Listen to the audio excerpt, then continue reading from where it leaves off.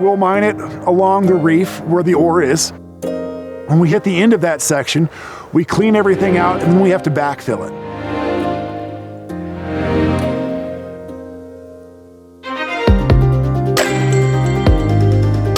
The mining phase is continuing to advance. We're continuing to develop.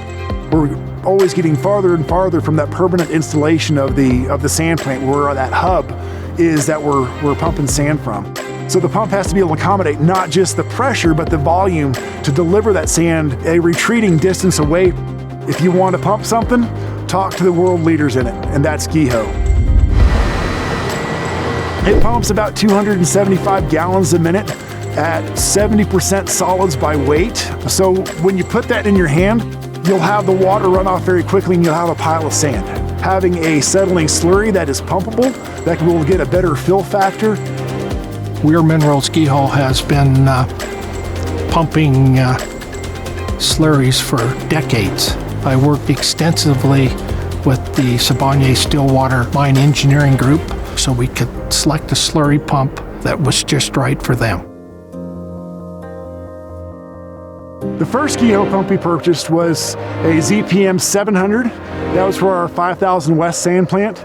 The second pump we bought was a ZPM 800. Every GEHO pump is built for what the need of that particular application is. It's not just an off-the-shelf pump. We were introduced to Cinertrex when we purchased our last GEHO pump. The power that leverages as far as using machine learning to allow cloud-based storage of information to help us troubleshoot things. It'll make the Stillwater mine a more efficient and profitable operation as well. It's a pump that is capable of higher pressure. It's a pump that is capable of higher reliability. And it is a pump that has shown to be the lowest cost of ownership to the customer.